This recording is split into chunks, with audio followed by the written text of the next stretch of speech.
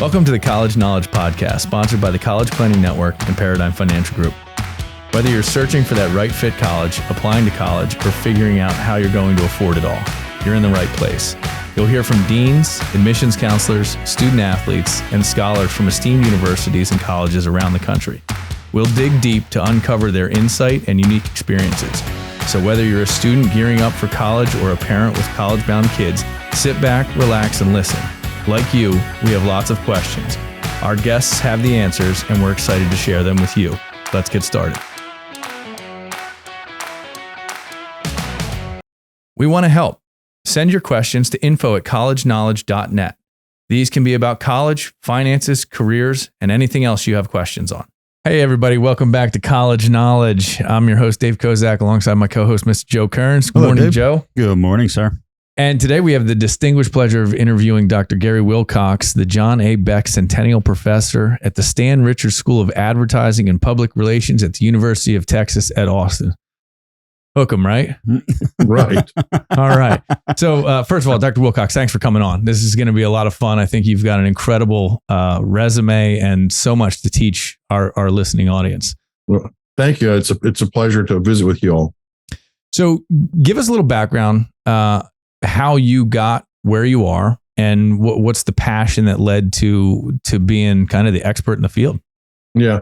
Well, I grew up in San Antonio, Texas, and so my dad was a CPA.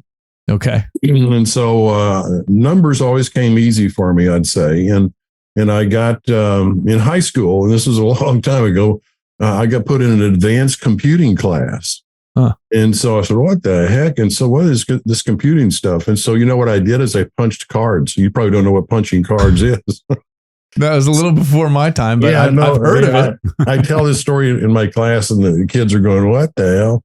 And so, but I have actually a card I show them. And so anyway, I learned to punch cards. So I was always good in math. Mm-hmm. And so I decided to come to the University of Texas.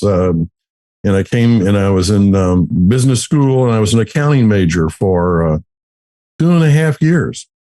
And so I could do accounting. And then my dad, I was trying to follow in his footsteps and that kind of business. And so first day of class in the spring semester, I don't tell you the year, I went in, sat down in the intermediate accounting class, and I got there a little before class started. And people were excited about accounting. And they were, oh, I can't wait. And at that moment, I said, I'm in the wrong place. Got it. And so I said, I can't do this. And so I said, all right, I'm taking a marketing class. I'm just going to hang in with that. I'm going to drop this accounting class, take a finance class or something like that. So anyway, I did that, and I found out I liked marketing. Okay. So as I moved on through the major, junior and senior year, I said, I like this stuff, but I like the promotion side of marketing. So the 4 Ps: product, price, place, and promotion. And so, and then about that same time, there was a master's degree opening up at the UT Austin, excuse me, in advertising. And I thought, hey, this is pretty cool. And so I went over and checked that out, and I applied, and I got in and met a couple of great mentors, I'd say. And then I did some research, and I kind of like doing research. I did a thesis. I said, hey, this is pretty cool. I'm doing research, but I'm doing what I want to do.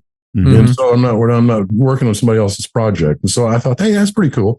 And then segue back to San Antonio and also in Austin.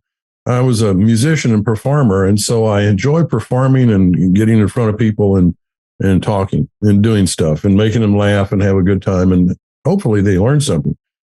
And so I had a chance to teach a class in my master's program, and I did. And I thought, hey, this is great.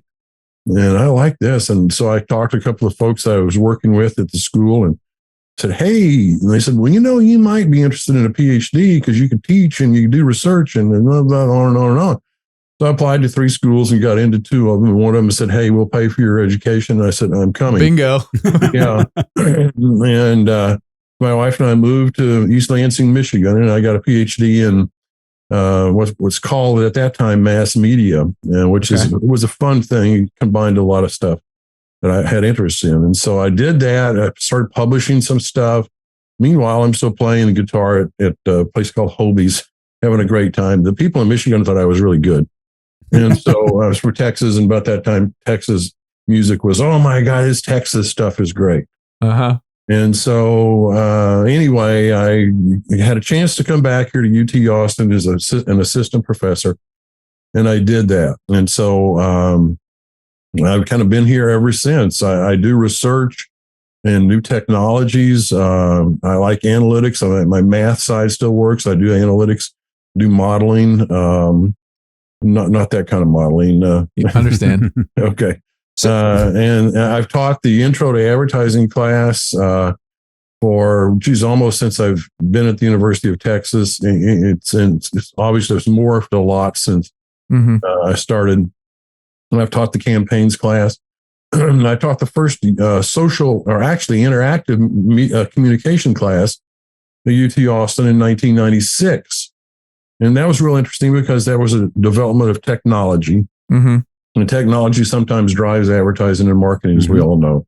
Yeah. And so I like that. I was teamed up with a guy, and David Cook was the guy's name. And he was a webmaster at UT Austin, which was a huge deal. And so he was developing. And so I learned coding, I learned HTML, and I learned kind of the behind the scenes stuff of what we see on the screen. And I really liked that. And I remember one day in class in 1998, David started off the class and he said, hey, there's a new search engine that's just hit the market. It's called Google. Yeah. Oh, geez, I don't know. Who knows if that's going to go or not. So did that. I taught the first social media class at UT Austin and started that in 2009. I'm still teaching that. And that's a neat class because I may get into some of that later because we promote our brand. Yeah. TXADPR in the social channels. And so I have a team of students, and we can talk about that later if we want to. Yeah. I've done administrative stuff. I've been chairman of the department for most of the 90s. Been interim director, associate director, interim director again. And kind of to stay involved with brands and stuff, I consult. And so I've consulted for Anheuser-Busch, Fox Sports, some legal stuff. Last two cases were legal. There was a company I testified against, might have heard of, called Meta. And, so that didn't go well. No. So hold on a minute. You consulted for Anheuser-Busch. You're not part of this current fallout of Anheuser-Busch, are you? Well, I let me just say my dissertation I wrote at Michigan State was on beer advertising. So okay. I've been involved with beer advertising ever since then. And so this was an opportunity for the Bud Light experience for us to do some research. Yeah. And we're in the process of a manuscript on that right now with some co-authors. And so, it's a very interesting dynamic area. I love it. It's always changing, Yeah. Well, and I think there's a couple of things that you said along the way that I always want to bring attention to. First of all, you talked about mentors helping you make decisions. And one of the things that we're constantly, which has been a resounding theme in the 110 episodes, is everybody that has been successful in some regard has relied on a mentor to help guide the way, whether it was making the choice. And we're talking specifically to, students as they get on campus to find that professor that's a mentor, to find that subject matter that they're passionate about, and open up the doors for people to help guide you and give you input. So I love that it was kind of a couple of mentors along the way that ended up in to get your PhD, and then beyond that to kind of do what you love and use the math side all in one. So I think that's awesome. And I think the second thing that is, I could probably talk to you for days, is your experience and longevity in this has seen more change in how people consume information than probably any other period of time, right? I mean, it was newspapers for 100 years. And then all of a sudden you got TVs, you got newspapers, you got social media, you got every kind of like external influence coming into it. So the field has almost broadened exponentially in the last And even you said 2009, you started the social media class. I mean, think about the change that brought to the industry and how things go. I mean, that's that. And to dig into that research, I don't even know where you would begin, but I think it's great stuff. So the big question on this is in the sphere that I call the sphere of influence now, right? It's you've got all the different social medias. You still have TV, you still have radio. Is there a pure, most effective marketing model for, is it like generational? Like, does a certain generation, do you advertise this way and a certain generation that way? And I think it's intriguing on the beer subject too, because, right, once you hit the age of 21, all segments are consuming. And so how are they targeting each of those segments? So your input on that would be amazing. I know it's a broad subject and it's probably your life's work, but anything you could add? Well, I do a whole lecture, or actually 2 lectures on targeting consumers, and because that's a big part of this business and has been really, we weren't able to target in the 60s as much as we can now. There we three channels. I tell the students in classes, I had 3 channels of television that I watched. And my grandmother gave me a TV when I moved to Austin, so I'd have something in my dorm room. And you guys probably don't know VHS and UHF. And, and so my TV got 1 channel.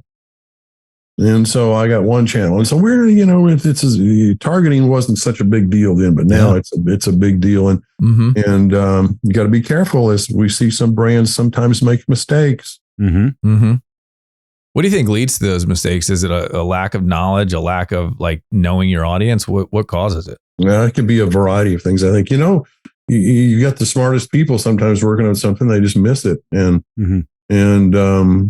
that's for me, I fall back on mathematics or analytics to give me a better insight on decision making. And sometimes that'll do it, sometimes it won't do it. But, this paper we're working on now, I've got 3 co-authors on it that are all bright as can be. So it'll probably turn out okay. It's got me on it too, but the other people will carry the load.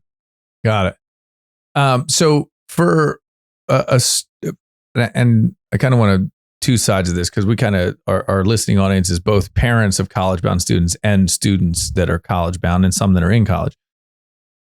In the field of advertising and public relations, is there a right fit type of individual that you see that comes out and is successful? That's a good question. I was talking to, I run our graduate program, and have for, many years. Talking to a young lady yesterday who was interested in the master's program, and she says, I'm coming from marketing. I said, I did the same thing.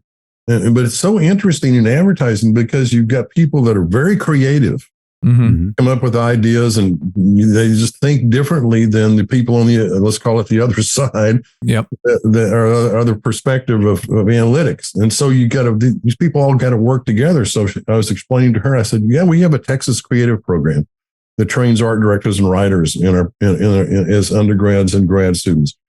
And we also have an insights and analytics and media and analytics program. And everybody kind of meshes together. So it can be, a person interested in analytics. It can be a person that is an incredible artist that turns into an art director that can conceptualize ideas and bring those to consumers. So it's really a variety of...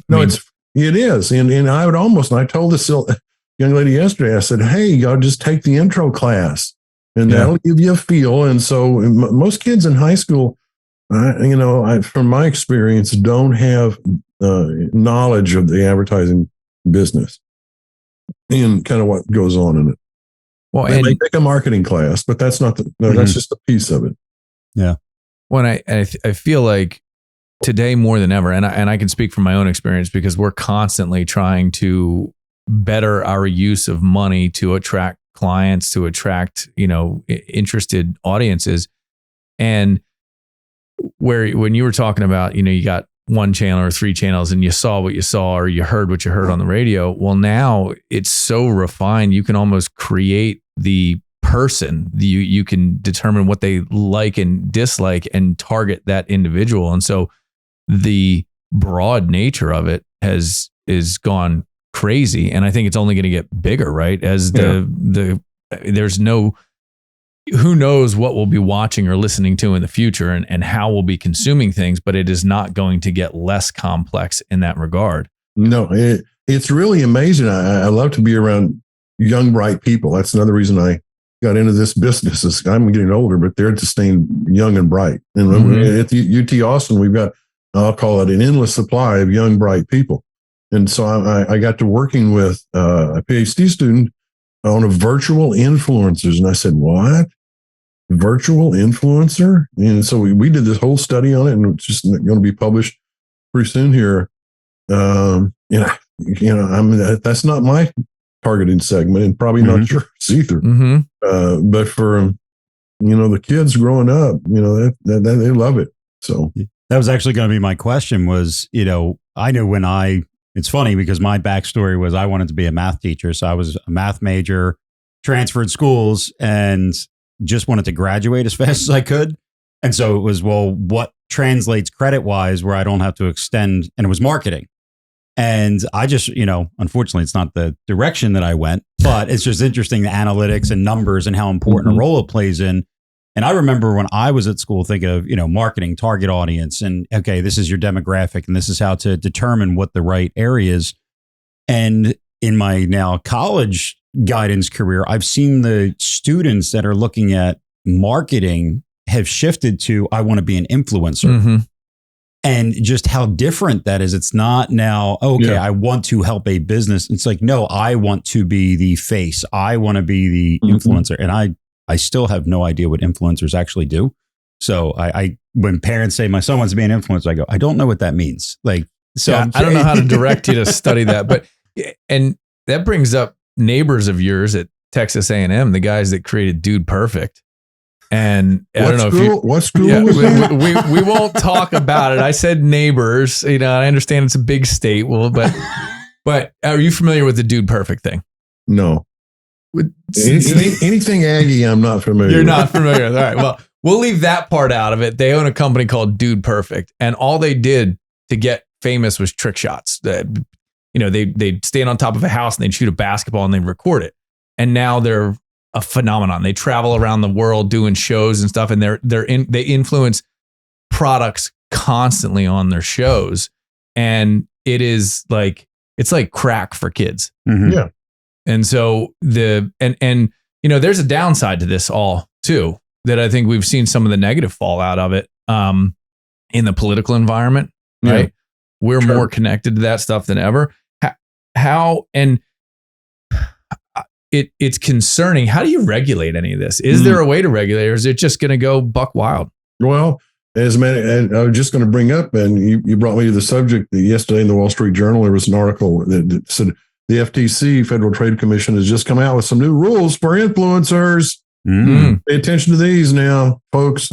Now, we can debate whether the FTC is an effective agency or not, but here's an attempt by a federal agency, as well as state agencies. Attorney General's offices do stuff like that too. So, I love the legal side of it too. When I came back to Austin and I started my assistant professor's thing, I told my wife, I said, well, one of my people on my committee at Michigan State was a PhD JD. Okay. And so I really liked the guy. I liked the way he thought. And I told my wife, I said, I'm going to start, but I think I'm going to go to law school. And she says, no, I don't think so. No, that one's off the table, huh? And so that's okay, because I can dabble in legal stuff, and I've written stuff for legal, and I enjoy working with consulting with lawyers. So I like that side of stuff. And so it's an important part of it because you can't deceive, you shouldn't deceive consumers. And you shouldn't. Yeah. But it happens. Oh, sure. Constantly. Yeah. And there's a couple of things that I just now have questions on, because I know during this whole Bud Light controversy and things that came up, I remember someone brought up a fact that, and I don't know if this is true, I didn't research it, but during the government wouldn't allow, an alcohol or a beer commercial to actually show someone consuming the beer. on the commercial. And now as an influencer, you can. And it's like, is that legal? Is it not? And then it's like, all right, well, now you have influencers. And the other thing that kind of brought me back was there was an interesting documentary. It was called like Firefest, or there was this huge festival that happened years ago, and the guy just defrauded people. It basically didn't happen.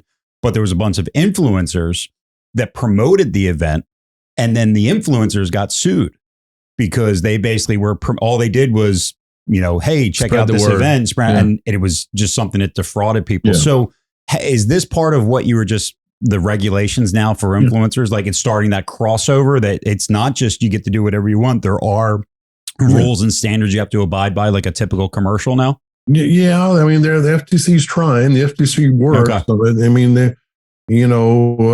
that's one government agency. And we talked about the AG's office for the states too. And they regulate, they have rules and your guidelines and rules, and then hard and fast statements that you got to follow, and if you don't, they'll sue you or take you to court, and you'll probably lose. But that's a whole different topic. The legal stuff we could how much a day and a half on that. How much is the advent of this newest iteration of artificial intelligence going to play into this? Because I don't think they had a way to manage it prior to that, and AI may be the only way that they can actually bring down the amount of content driven daily. Yeah, the AI thing, I'm telling you, I've been here with the web. Okay, here's the World Wide Web. Oh my God. Here's social media. Oh no.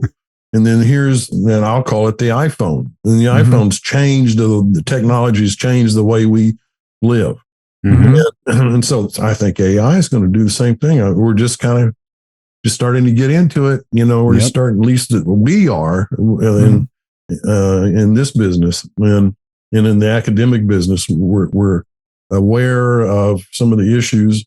But it's, I taught a class that ended actually yesterday on the intro class. And I told students the first day, I said, hey, there's this, Chat GPT stuff out there.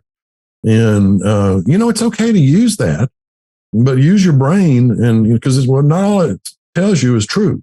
And I'm sure you've seen, references it's produced that they're fictitious.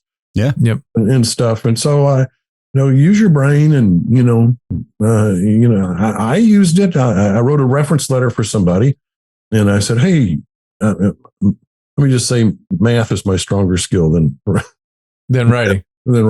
And so my GRE score was higher on my quantitative. But anyway, I put it through ChatGPT, and it came back and said, okay, hey, here's the connections or corrections that we're making. And then I used my brain to say, is this going to work or not? Do I like this? Is this a good change or not? So, we use our brains and use the technology. Just don't let the technology overwhelm us. We can send your student to the school of their dreams and send you to your dream retirement. Visit us at elitecollegiateplanning.com to get started. Well, and that's, there's in our space in the college admissions and the college financial planning, in that space, there's a lot of tools now that you can use. And I've always said to everybody, you're a carpenter, right?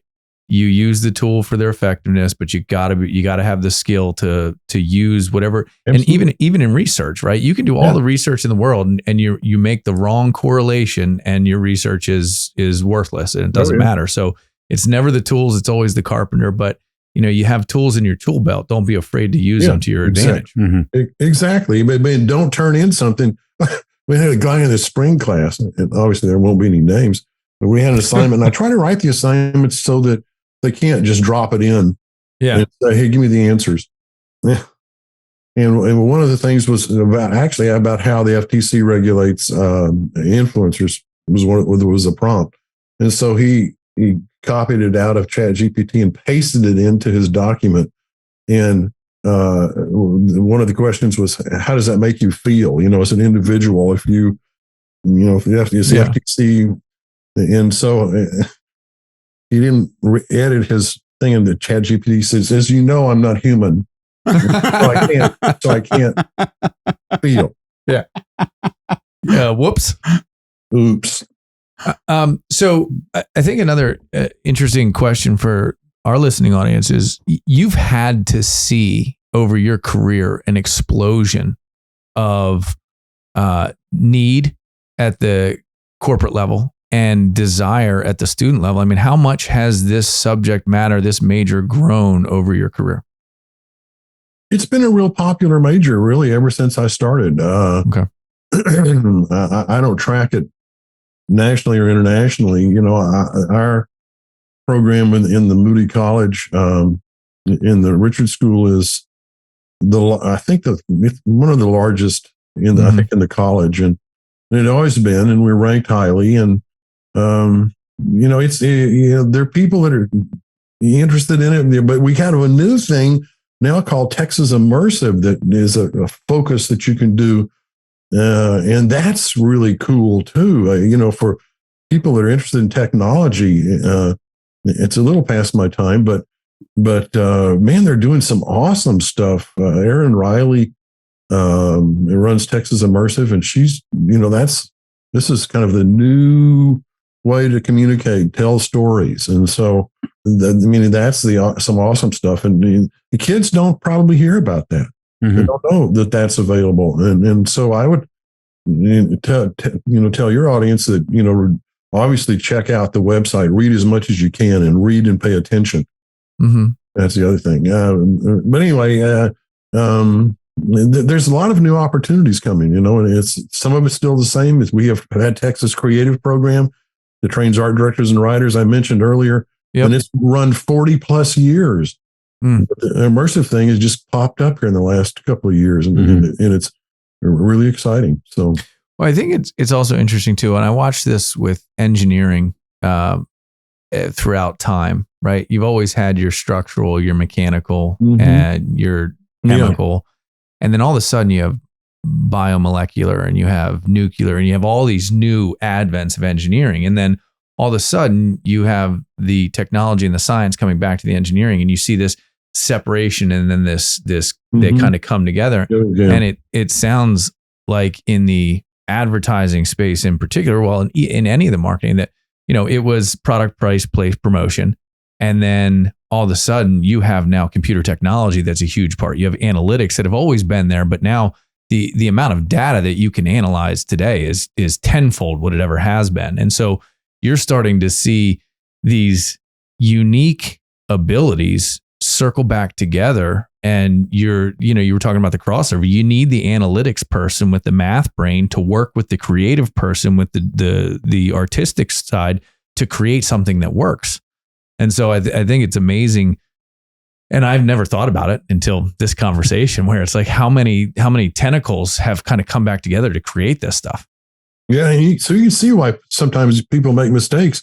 See, it's a complicated process, and you don't always get it right. You know, well, and I think we've all seen ad campaigns that have failed, that have failed miserably. I don't know that I ever recall a backlash the way that we see backlash now. Yeah. In your experience, is that a thing that's always existed, or is it just an ad campaign failed and it went away? Well, you know, we've got the feedback channel now, so to speak. We got two-way communication, and it wasn't that easy 30, 40 years ago. And so, and plus, you know, you could tweet something or however you want to send it out, and 100 million people see it and say, oh, hey, you know, we followed the Bud Light thing, and we used a listening tool that we have a partnership with called Brandwatch. And so we were able to, I pulled in 1 million conversations about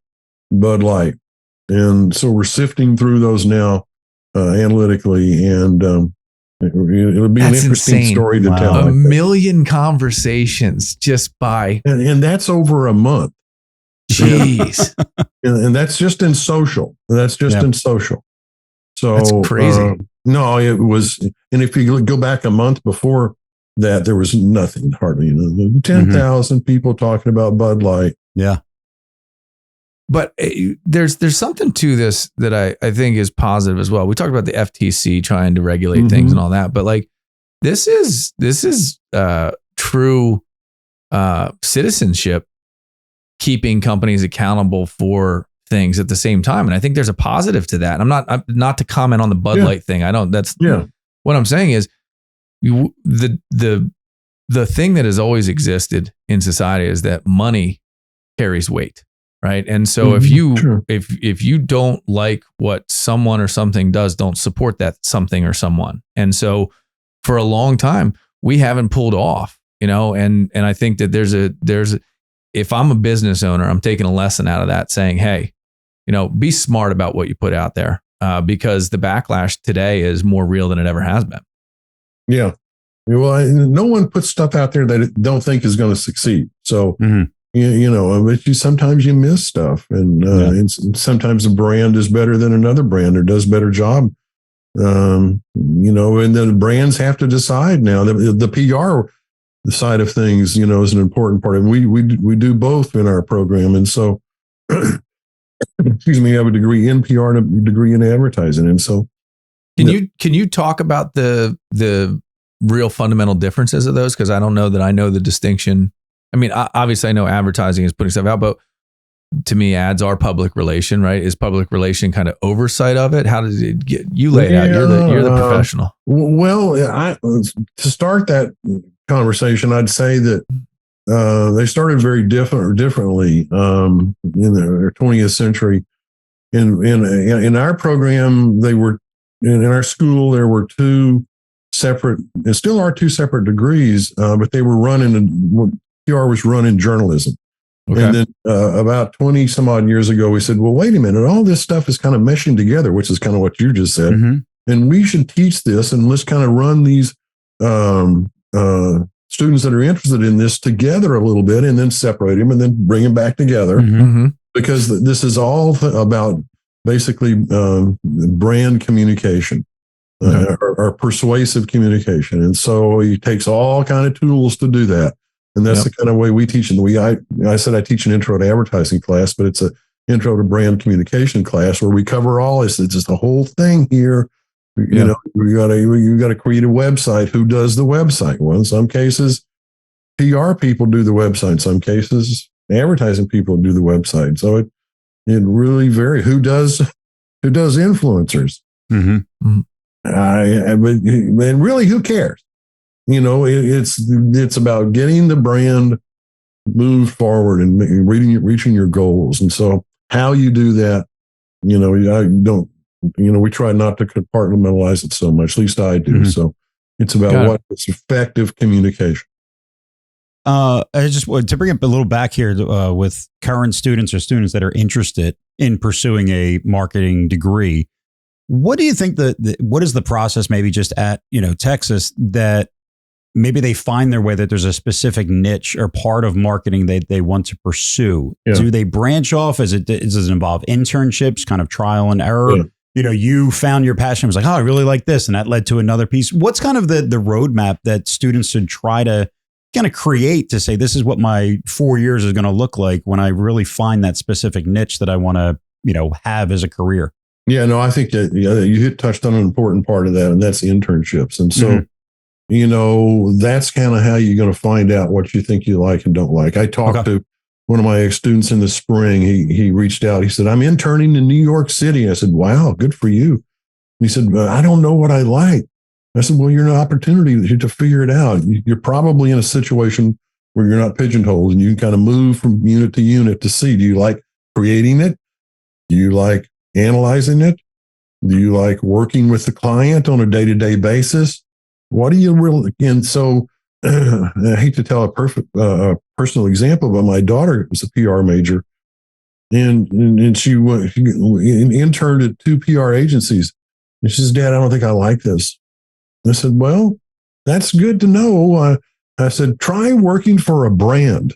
Don't work for an agency. And so she did. And she says, oh, this is great. I love this. And so you find your niche, and sometimes it doesn't come as fast as you want it to. Yeah. As we all know. I wish I'd 100%. have figured out, it wasn't the second semester in my junior year that I figured out I didn't like accounting. Although it was good, I learned stuff and I do my own taxes. so hey, you got that out of it, right? Yeah, I can still, and numbers are good. So, well, and I think that's a great perspective. And I appreciate the story, the personal story, because I don't know that I would have been able to make that distinction, right? So you're a PR major and you go to a PR firm and that's PR, right? But your kind of just spin on that was, well, maybe it's a singular brand and a particular company and culture that makes you blossom in that. So it's as much the professional environment you seek as it is the actual, I guess, major, right? Yeah, and people shouldn't think that it's all in ad agencies or PR agencies. Right. I mean, a lot goes on in the brand.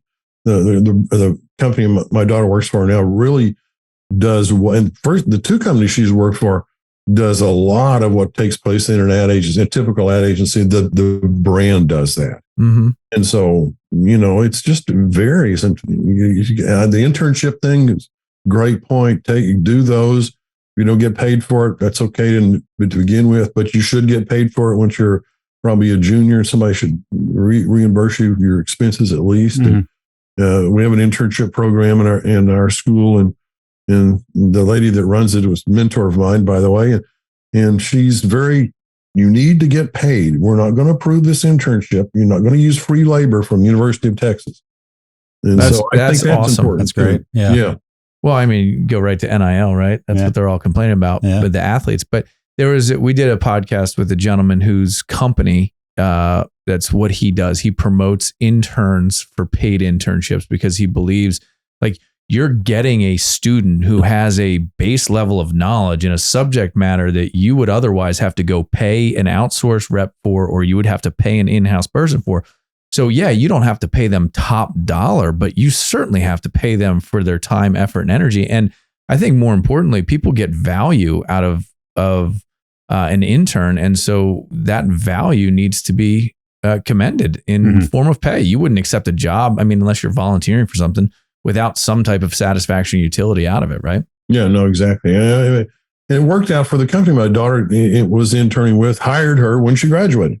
Yep. Fantastic. Well, and that's a huge thing that I don't think we've talked about, which was a great segue. So thanks for it. I just want to touch on one thing real quick. Okay. Just sorry. I'm going to hold it, pin it. The other side of that story with the internship and with your daughter, again, using mentors. She came to you and said, I don't think I like this. You're an expert in the field.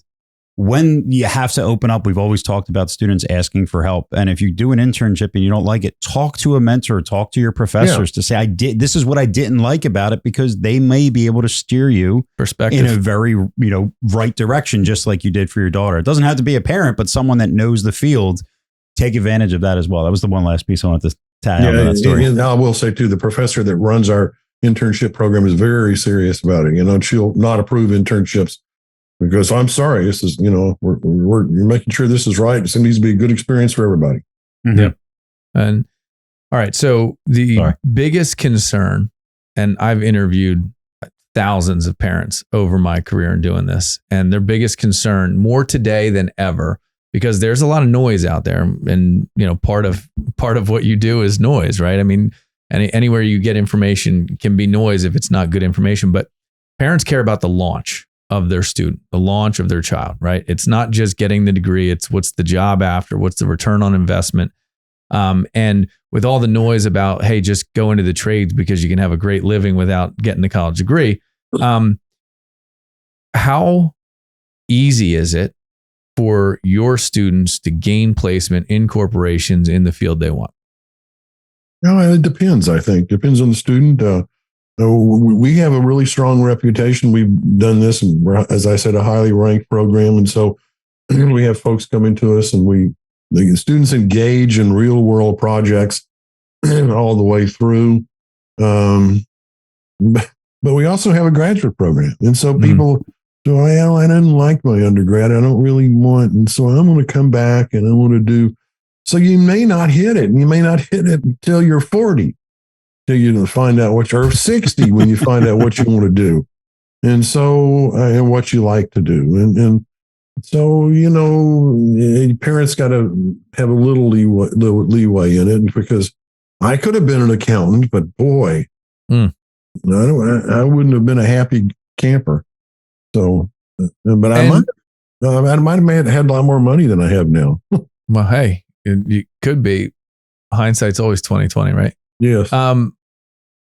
The delicate conversation that we have often is the expense of college, right? College is not a cheap endeavor. And so we're trying to help people prepare earlier for the decisions, right? I've always said that, the human brain's not fully developed. Some doctor said until 26 or 28. And so we're asking kids, undeveloped minds, to make mature decisions about their future, right?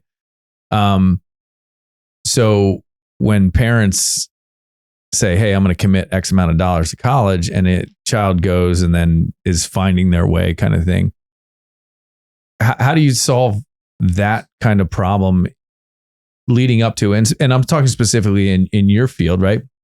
How do you know that this is something for you? What are the triggers? What are the ways that you kind of look at it? Or does it just have to be experience? Well, it's a combination of stuff, it's hard to say, education is a continuing process throughout your life if you're doing it right. And so, I don't really wish I had the magic answer to that, but I don't. Okay. Sometimes it takes people sometimes longer. I can tell stories about, there's a kid that, English major in our undergrad program, and so at UT, and so he came into the master's program, and he says, first thing he says, I'm going to be in Texas Creative, and I'm going to be a writer. And I said, fantastic. Is to take this class and then apply, and then you can get in. So we came at the end of the semester. Oh God, I didn't get in. You didn't get into Texas Creative? He says, no, we'll try it again. Oh, I can try it again? Well, sure. So then, long story short, he gets in the second time.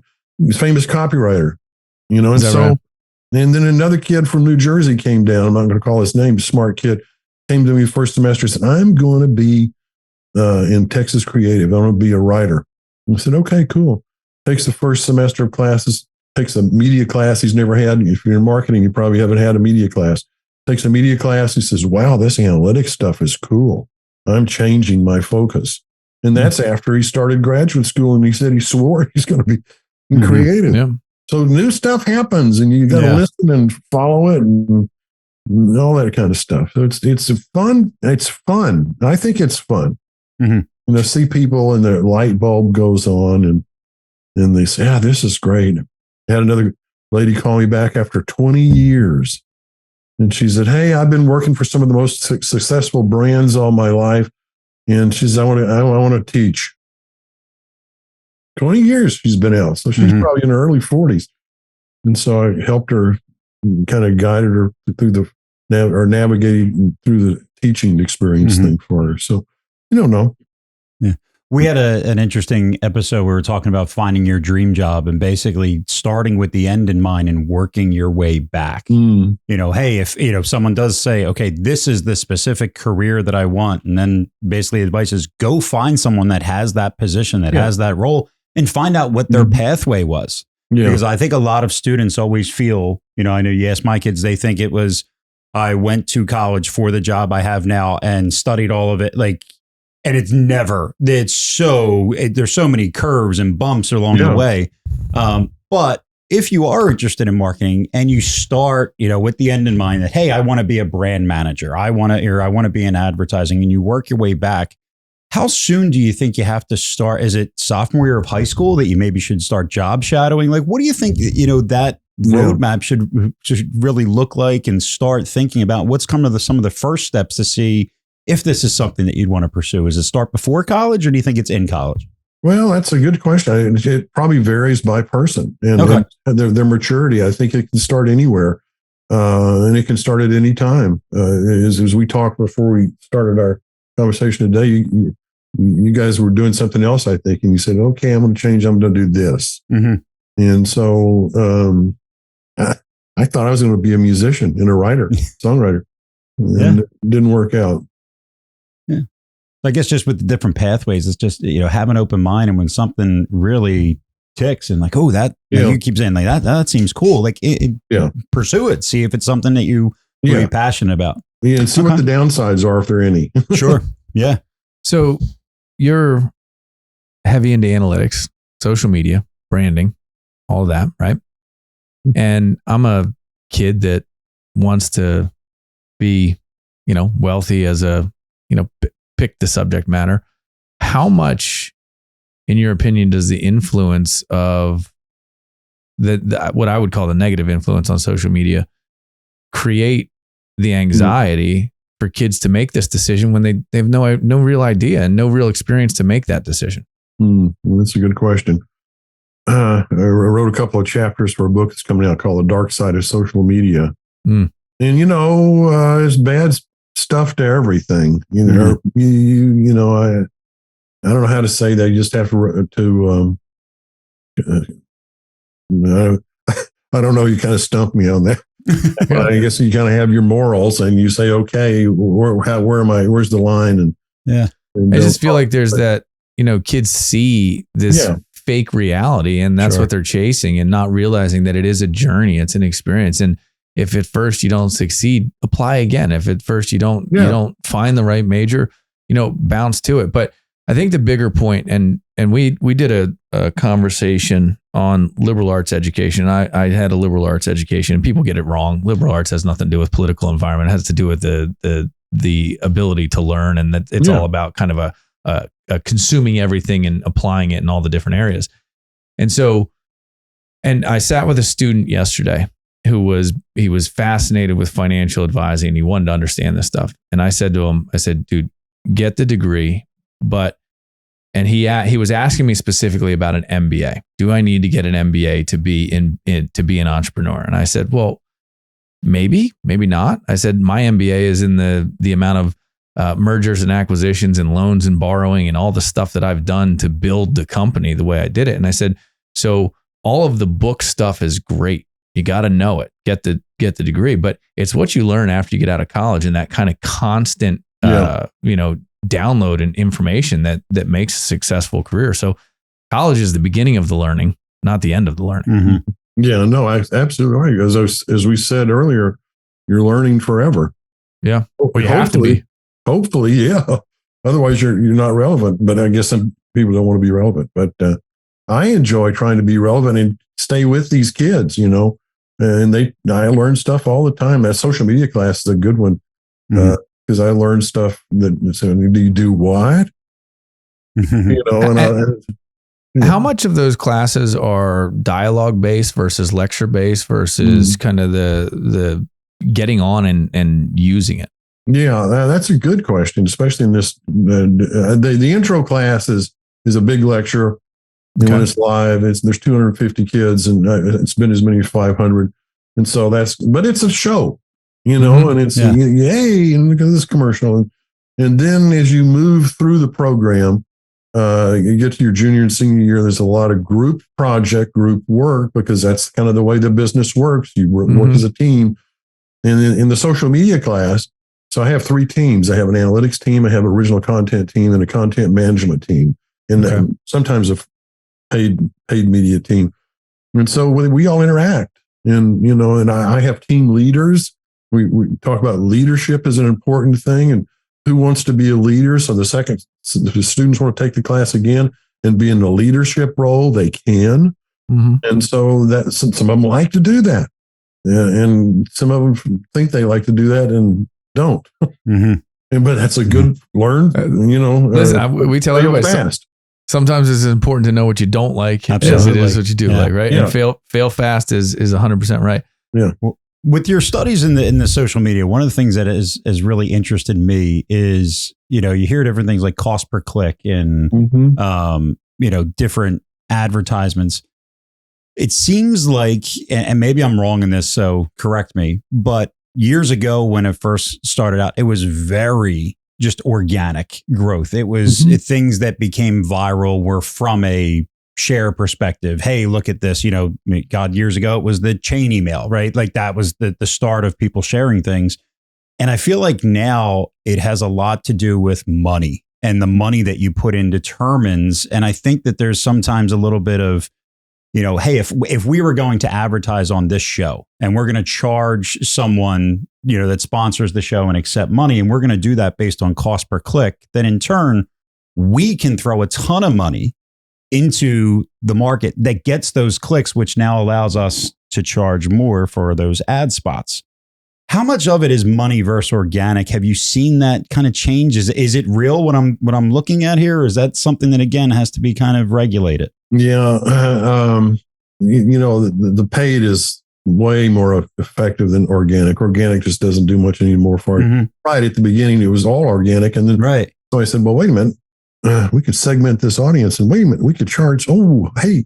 And so we use Google ads for our master's program recruiting and PhD program recruiting, and because we can target real well with them. And organic, we could do a bunch of organic stuff. My whole class, 75% of my whole class at social is organic. And we get, we track it. We see who's paying attention to it and how many clicks we have and likes and engagement. But it's paid is much more effective, I'd say. Okay. It's just something. It's one of those things. It's not my world, but I know that, hey, if I go on social media and I need to buy something and I look on Home Depot, that for the next month and a half, every company's ad that I just search, it's obviously people are paying to get that in front of me. Yeah. I've definitely seen that change, and I'm always curious. Like, I wonder how that is. As the guy that's in the know, it doesn't work perfectly. That's called retargeting or remarketing, mm-hmm. Retargeting, and so it doesn't work perfect. And that's the reason we have analytic models to say, okay, we're spending money in Twitter, we're spending money in Facebook and Instagram. What's working? And mm-hmm. so I did a study one time where we saw a better result with page views, getting people to the page with Instagram. But then the people that went through the page through Facebook, and I can't explain why, I just explain the relationship, mm-hmm. is the people that went through the page with Facebook actually ended up buying the product, spending money, whereas the Instagram people didn't. And I don't know the reason why. I just know that I could advise the client, say, well, if you want to sell more products, you need to spend more money in Facebook. Yeah. And I could get a very specific relationship with those metrics. One statement I would like your opinion on, that quality advertising is strategic trial and error.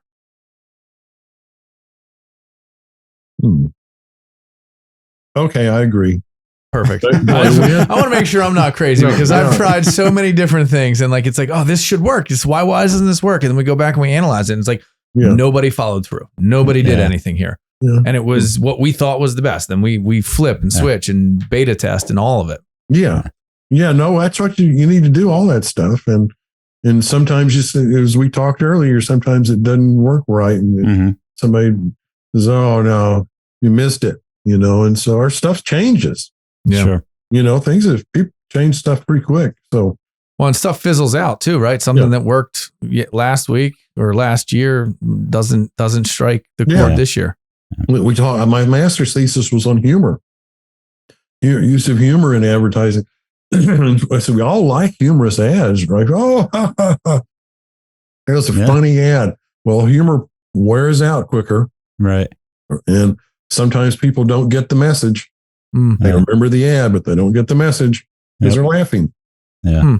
So, and it's also humor is an engaging tool. Yeah. Seeing that funny commercial oh my God. Yeah. Mm-hmm. Interesting. All right. So with that, my last question as we wrap up, you're in the world, you had a focus on beer in your career. What is, in your opinion, the best beer commercial of all time? I have an answer to that because in my class, when I do my beer lecture on targeting, I say, here's my favorite beer commercial of all time. And it's for a beer called Schaefer. You ever heard of Schaefer? Mm-hmm. So it was a beer that's not in the business, and it was just great. I try to describe it to you. I don't have a copy of that exact ad, but what Schaefer did was, their tagline was the one beer to have when you're having more than one. And so we know that beer drinkers, heavy beer drinkers, don't just drink one beer. So there's your tagline that boom hits right in the square in the target. Yeah. And then the ad that I'm recalling was a bunch of football guys running into each other and having a rough football experience. And then the jingle comes on and says, Schaefer is the one beer to have when you're having more than one. That's awesome. It still sticks with me. Is Schaefer a Philadelphia beer? I think it was New York. New York, okay. Northeast somewhere. Yeah. No, I never had any Schaefer beer because I couldn't get it in Texas. But it's good ad. Awesome. Well, I liked it.